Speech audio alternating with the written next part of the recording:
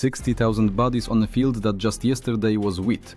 The smell of blood, mixed with the heat of the southern sun, hung over Cannae, and even centuries later historians would argue, how is it possible that the greatest army of the Republic perished in just one day? This question echoes through the ages, and it concerns not only the Romans, it concerns everyone who ever believed that numerical strength always guarantees victory. The answer lies in the determination of one man, Hannibal. But to understand how this catastrophe happened, we need to go back several years, when Rome and Carthage were already waging their merciless war. The Roman Republic emerged victorious after the First Punic War, but Carthage, humiliated and devastated, was preparing revenge. Polybius wrote that Hannibal's hatred of Rome was absorbed with his mother's milk. His father, Hamilcar Barca, made his young son swear an oath of eternal enmity with Rome. This personal oath became the seat of the Second Punic War. At this time, Rome, confident in its power, controlled a significant part of the Mediterranean, but underestimated Carthage's determination. Hannibal's enormous army traveled an incredible path, through the Pyrenees, through the Rhone, through the Alps, where even hardened warriors died from the cold. But it was this journey that created the legend. The Carthaginian army found itself on Italian soil, where no one expected its appearance. This crossing was so incredible that Livy described it as a miracle. Among the warriors who survived the crossing, the Romans saw monsters, not men. Wounded, frost-bitten, but with eyes burning with fury. The Carthaginian cavalry was the key to future victories. These horsemen were called Numidians, light cavalry from Africa, armed with spears and incredible speed. Their strikes resembled modern fighter attacks, sudden, swift, deadly. Unlike the heavily armed Roman cavalry, the Numidians didn't engage in prolonged combat, but circled, threw spears and disappeared again. The Romans increasingly dragged themselves into a war they underestimated. The first major encounter at Ticinus in 2818 BCE already showed that Roman cavalry couldn't withstand the Carthaginian onslaught. Then came the Battle of Trasimene, where in the fog Hannibal destroyed an entire Roman army. Livy wrote that this was the greatest ambush in history, where Consul Flaminius perished. But Rome didn't surrender. The Republic raised new legions. At Cannae, according to various sources, nearly 80,000 Roman warriors and 45,000 Carthaginians met. Numerically, the Romans had an enormous advantage. Their confidence bordered on recklessness. The Senate demanded a decisive victory.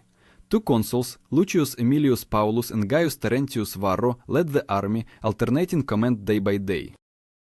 It's important here to remember the word legate. This is an assistant to the consul, a person who was responsible for separate parts of the army and had to execute orders without hesitation. In the Roman army, discipline was an absolute weapon. But in the Battle of Cannae, strict orders turned into shackles. They drove the legionaries into a deadly trap from which there was no escape. Imagination paints a picture. A dusty field. Wind drives dry grasses. The sun scorches. The Romans line up in an enormous square, a dense mass like a stone wall. Their shields touch. The ranks extend into the depth. This colossus, confident in its unstoppability, moved forward. But the denser they went, the closer catastrophe came. And at this moment, when the Romans believed they were about to crush the enemy with numbers, Hannibal was already preparing his deadly trap that would change the very history of military art. The Roman army approached Cannae in the summer of 2016 BCE. This was the heart of Apulia, a rich grain region where enormous stores of wheat were kept.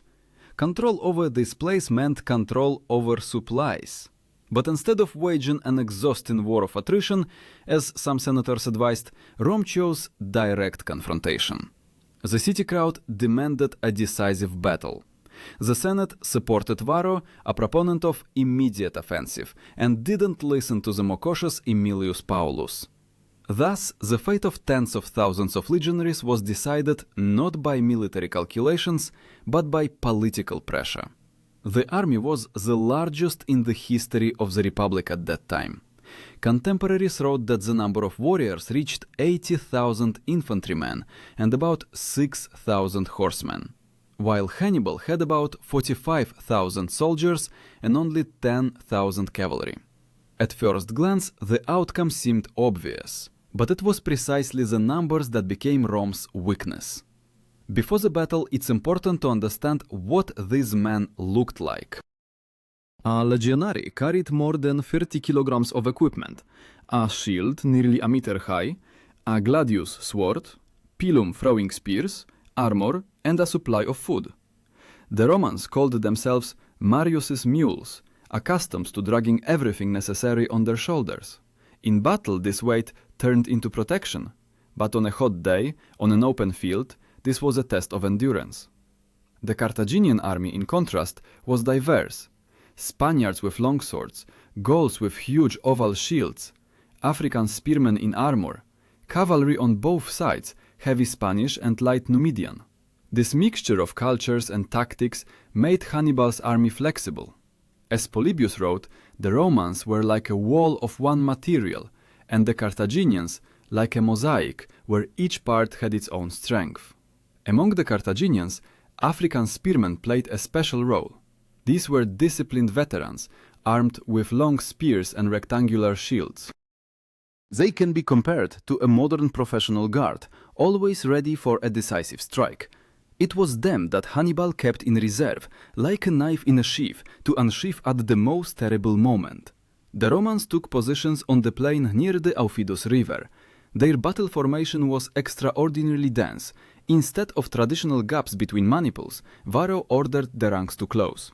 Under normal conditions, maniples, small units of 120 men, acted cohesively and could maneuver, but here they were reduced to a solid mass. The term manipul itself meant handful, a small, manageable part of the army. At Cannae, however, these handfuls turned into a monolith, deprived of flexibility. Hannibal positioned his forces differently. In the center, he placed the weaker Gauls and Spaniards, but formed them in a convex line, like an arc directed toward the enemy. African veterans stood on the edges, slightly drawn back. He divided the cavalry, heavy, against the Roman cavalry on one flank, light Numidian on the other. This was a carefully thought-out trap in which every detail mattered. Historians note that Hannibal used psychology no worse than weapons. His warriors knew the enemy was larger, but they were instilled with the thought. In cramped conditions, the Romans would lose strength, and when, on the morning of August 2nd, the sun rose over the plain, its rays struck directly into the legionaries' eyes, blinding and hitting their heavy armor. Polybius wrote that tension was already felt at the formation. The Roman army made noise, waved banners, trumpets sounded. The Carthaginians stood quieter, waiting. The contrast was striking. Some relied on mass and thunder, others on cold calculation. When the signal sounded, the Romans moved forward like an avalanche. Thousands of feet raised clouds of dust. This mass resembled an uncontrollable wave that sweeps away everything in its path. But it was at this moment that Hannibal's formation began to work. His center began to slowly retreat, bending inward. The Romans thought the enemy had faltered, and with even greater pressure rushed forward. They didn't know that the deeper they entered this arc, the closer came the moment when the edges would close behind their backs. African veterans awaited the order. Numidian cavalry circled, holding back Roman horsemen, not allowing them to interfere. Everything went according to plan. And it was precisely here, when the Romans felt the closeness of victory, that the ground beneath their feet turned into a deadly trap. Hannibal revealed his design, which would later be called the greatest military cunning of antiquity. The clash began with the thunder of hooves. On the left flank, the heavy Carthaginian cavalry struck the Roman cavalry. These were Spaniards and Gauls in armor, armed with long swords and massive shields. The Romans couldn't withstand the onslaught. Their horsemen proved less numerous and less disciplined. The battle resembled a sports match where one team crushes the opponent with numbers and pressure. After a short time, the Roman cavalry turned to flight. Consul Aemilius Paulus tried to maintain order, but the Carthaginian pressure proved too strong. On the other flank, the Numidian cavalry played the game differently. Their fighting style was mobile and cunning. They didn't crash into the formation, but circled, threw spears, quickly retreated and returned again. This method can be compared to the tactics of modern special forces, which don't engage in open firefight, but exhaust the enemy with constant quick strikes. Roman horsemen in this section couldn't break through and were tied down in combat. In the center, the main event was happening. Thousands of Roman legionaries, closed in a dense mass, pressed on the Gauls and Spaniards. Those standing in the front ranks died one after another, but the line didn't break. It slowly rolled back, like a drawn bowstring. Polybius noted that the Carthaginian center bent but didn't tear. At this moment, the Romans felt themselves almost victors. They shouted, pressed the enemy, increasingly driving him inward. And it was here that the very essence of the brilliant design worked. When the center finally curved inward in an arc, Hannibal gave the signal. African spearmen on the flanks moved forward. Their attack fell upon the Romans from both sides, like steel pincers. Now, those who just a second ago felt superiority found themselves trapped. These spearmen were trained to fight in tight formation. Their spears pierced even through shields, and long blades finished the job. Their role can be compared to modern shock units, which are brought into battle only at the decisive moment. The word phalanx itself meant a dense spear formation. This was exactly how the African warriors advanced, closing around the Romans. Meanwhile, the cavalry, having routed the Romans' left flank, circled the battlefield and struck from behind. Varro, positioned with another part of the forces, tried to maintain general order, but at this moment the formation finally collapsed. The Roman army was surrounded on all sides. Polybius wrote, "There was no longer a front or a rear. Death advanced from everywhere." The encirclement received the name double envelopment, or in Latin, circumvallatio duplex. This tactic became a classic example of military art. The moment when an enormous mass of soldiers realizes there is no more escape can be compared to a crowd in a burning building when the doors are suddenly locked. The Romans continued to resist. The legions stood shoulder to shoulder, but each new step backward rested against the backs of comrades. Their swords couldn't work freely. Around was a solid wall of bodies. Instead of orderly combat, slaughter began. Cramped conditions, heat, thirst, all this made the situation unbearable. People fell not from wounds, but from suffocation in the crush. Roman centurions played an important role in these minutes. A centurion was a commander of approximately 100 men, distinguished by a helmet with a transverse crest. Their duty consisted of holding the formation at any cost, but on the field of Cannae their efforts were powerless. They tried to shout, raise shields, maintain order, but when the army itself turned into a compressed lump, command lost meaning. Tacitus later wrote that no battlefield was so drenched in blood as at Cannae. People died not only from weapons, but also under the weight of their own comrades. The sun mercilessly scorched, the air filled with stench. The picture resembled a nightmare in which even warriors accustomed to blood lost their minds. And yet the battle continued. The Romans fought furiously, understanding there was no escape. Each step forward was met with a wall of African spears, each step backward with the backs of their own. Polybius described that the battle continued from morning until evening itself, and only by sunset did resistance finally break. But it was precisely in these hours that the Republic's fate was decided. Hundreds of banners were thrown in the dust. Tens of thousands of bodies covered the plain. Hannibal achieved what was considered impossible. A smaller army destroyed a larger one. And yet, this was not the end, but only a turning point. Because Rome, having lost 60,000 men in one day, still wasn't going to surrender. Sunset over Cannae painted the sky crimson, as if nature itself repeated the picture of the battlefield. When the sun's rays touched the dead bodies, the plain turned into an enormous cemetery. Livy wrote that until nightfall itself, the cries of the wounded and the neighing of horses were heard. The Roman army, once proud and invincible, ceased to exist in one day. The figures that ancient authors provide are staggering. Polybius spoke of more than 60,000 killed Romans. Livy indicated a slightly smaller figure, but even in the most cautious calculations we're talking about tens of thousands of dead. Thousands were taken prisoner. For comparison, this is more than the population of many ancient cities. By modern standards, this is equivalent to the disappearance of an entire army in a few hours. Among the fallen were many senators and noble people. The Roman elite found itself in the ranks of the legions, and together with ordinary warriors fell representatives of the most respected families. Consul Aemilius Paulus fell on the battlefield, fighting to the end. Varro managed to escape, but his name forever remained synonymous with defeat. The bodies lay so densely that, according to descriptions, one could walk on them without touching the ground. This was compared to a carpet of the dead. Those who still breathed suffocated under the mass of bodies, and cries drowned out the noise of night.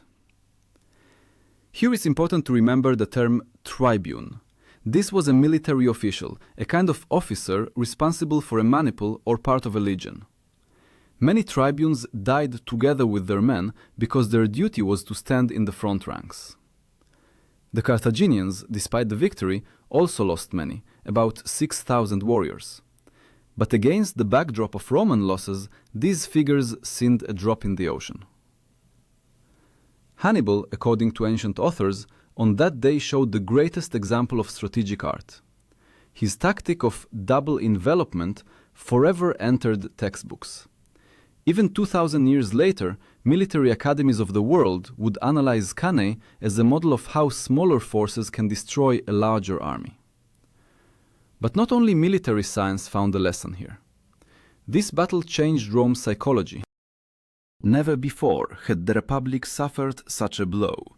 The city filled with mourning. By law, women could wear black for only 30 days, but after Cannae, the restrictions were lifted because there were too many mourners. Every family lost someone. Archaeological findings confirmed the scale of the tragedy. In Apulia, mass burials were discovered where bodies are stacked in layers, without honors, which corresponds to the descriptions of ancient authors. These bones are mute witnesses of the catastrophe. They are still being found, and each time they remind that the Battle of Cannae was not just a battle, but a real catastrophe for an entire civilization. Hannibal, after the victory, stood before a choice. His commanders advised marching on Rome and finishing the war, but he refused. The reasons are still discussed by historians. Some believe he lacked forces for a siege of the capital, others that he hoped to provoke betrayal of Rome's allies and destroy the Republic from within. This moment became a turning point. Livy wrote that one of the Carthaginian commanders, Hannibal, told Hannibal, "You know how to win, but you don't know how to use victory." But even without a march on Rome, the consequences were horrifying. Of 70,000 warriors, fewer than 10,000 returned home. The losses were so great that the Republic declared national mobilization. They began recruiting even teenagers and slaves into the army just to fill the void. The word prefect itself acquired special meaning in those years. Prefects of camps and supplies now were responsible for gathering new troops and supplying them with weapons. They had to do the impossible, in a short time create an army from people who had never held weapons. The psychological effect of Cannae is hard to overestimate. Allied cities of Italy began to waver. Part of them switched to Carthage's side. The whole world saw that Rome was not invincible. But it's precisely here that a paradox is born. The more terrible the blow was, the stronger Rome became after it. The Republic turned grief into determination and defeat into a school of survival. Nevertheless, the picture of the battlefield would haunt the imagination for a long time. Thousands of bodies scattered across the plain, cries of the dying, blood soaking the earth. This scene, the embodiment of the horror of war. But behind it stood a great mystery. Why did Hannibal, having won so brilliantly, never break Rome definitively? After Cannae, a silence descended on Rome, resembling numbness. Defeats had happened before, but never had the Republic lost so many people in one day. Ancient authors wrote that mourning gripped the entire city. On the streets, songs didn't sound, children didn't play, senators gathered in silence, understanding that the fate of the state hung by a thread. Polybius noted that in Rome almost no families remained untouched by this tragedy. And yet, it was precisely here that the unique strength of the Roman system manifested itself. When in other countries after such defeats armies fell apart and allies left, the Romans, on the contrary, began gathering new forces. Censuses were conducted, and even 14-year-old teenagers were called to the banners. Former slaves went into the army. They were promised freedom for service. This step was unheard of, but the Republic understood, either mobilization or death. Special attention was paid to discipline. Each new legion was built according to the old rules, and although among the soldiers were inexperienced people, the order remained unchanged. In this, centurions helped, old warriors who had survived Cannae or previous battles. Their task consisted of holding the formation and training recruits. A centurion, distinguished by a transverse crest on his helmet, was not just an officer. He was the embodiment of tradition. Meanwhile, Hannibal celebrated victory, but his strategic goal, the destruction of Rome, was never achieved. Part of the Italian allies switched to his side. Capua, the second most important city of Italy, opened its gates to him. This was a serious blow to Rome's prestige. Other cities wavered, and it seemed the Republic was about to collapse. But here an amazing trait of the Romans manifested itself: resilience in the face of catastrophe. The Senate took measures to prevent panic. A cult of deities patronizing resilience and victory was introduced. The people were involved in religious rituals, reminding that Rome's fate depended on every citizen. This was not only a military, but also a psychological campaign. Archaeological data confirms that at this time the military economy intensified. In excavations, they find weapons of crude workmanship. This speaks of hasty production. Forges worked day and night, manufacturing swords and spears for new legions. Each iron product became an investment in the Republic's survival. The question of logistics is also interesting. After Cannae, Rome faced a shortage of provisions for the new army. According to descriptions, a legionary's ration included wheat, from which bread was baked, and meat, issued rarely. After the catastrophe, the share of bread in the ration increased and meat almost disappeared. There simply wasn't enough of it. This resembles a situation in a modern crisis, when products are distributed strictly by norm. Hannibal, meanwhile, moved across Italy, hoping that Rome would fall on its own under the weight of internal problems. He concluded alliances, intimidated, plundered, but his army gradually weakened. Carthage didn't send reinforcements, and each fallen warrior became an irreplaceable loss. The Romans drew conclusions. Ahead appeared a figure who would change the course of the war: Publius Cornelius Scipio. At that time he was still a young officer, miraculously saved at Cannae. According to Livy, he swore to avenge the defeat and devoted himself to war until the end. Later it was precisely he who would become Scipio Africanus and deliver Carthage a decisive blow. But then, after Cannae, all this was only in the future. The present represented a picture of grief and despair. In the city, public funerals were forbidden because every day thousands died and Rome could drown in grief. Instead, bodies were buried en masse or simply weren't managed to be committed to earth. An important element of restoration became camp prefects. They were responsible for organizing new recruits, their training and supply. These officials were like modern crisis staff managers. On them lay the entire burden of restoring the army. Their work rarely entered chronicles, but without them the Republic couldn't have risen after such a blow. The most amazing thing in this story is that, despite the catastrophe, Rome refused negotiations. Many cities in their place would have concluded peace, but the Senate swore to continue war until victory. This spirit of persistence would become the foundation of Roman legend, and yet the memory of Cannae remained alive. Each new warrior entering a legion knew that tens of thousands of his predecessors had fallen in one day. This memory wasn't abstract. Families preserved stories about the fallen. Wives wore mourning. Children grew up with the thought that they must take revenge. Thus, the defeat that should have broken the Republic turned into its new strength. But why precisely Rome, having lost everything, was able to rise while many other peoples disappeared after smaller blows? The answer to this question lies in the finale of the war and in the fate of Hannibal himself. Several years passed after Cannae and the war didn't end. Hannibal remained in Italy, but his army gradually lost strength. Carthage didn't send reinforcements. The Senate of Carthage didn't realize the scale of victory and didn't support its genius. Livy wrote that if at that moment Hannibal had received help, Rome could have fallen. But fate decided otherwise. Carthaginian warriors slowly thinned in battles and campaigns, and the Romans, on the contrary, revived from ashes. Rome found a new strategy. Unlike Varro, the Senate no longer strived for a decisive battle. Instead, the Romans switched to attrition tactics, avoided large battles, attacked Hannibal's detachments, deprived him of food and allies. This method entered history as Fabian strategy, named after dictator Fabius Maximus, nicknamed Cunctator, meaning the delayer. His approach was compared to a shadow that doesn't attack directly, but constantly follows the enemy, exhausting him. In these years, a new generation of warriors grew up. They remembered Cannae as a symbol of pain and a lesson of perseverance. Among them stood out Publius Cornelius Scipio.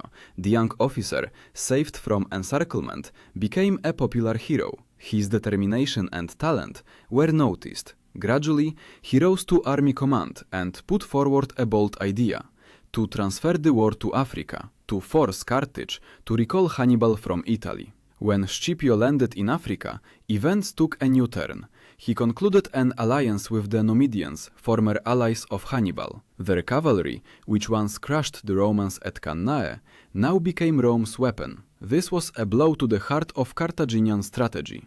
The word desertion itself acquired special meaning. Numidia's transition to Rome's side became a decisive turning point. In 2002 BCE, Hannibal, summoned to defend Carthage, met Scipio in the Battle of Zama. This encounter became a kind of mirror of Cannae. Now the Romans had the advantage in cavalry, and Scipio applied tactical tricks to neutralize the Carthaginian elephants.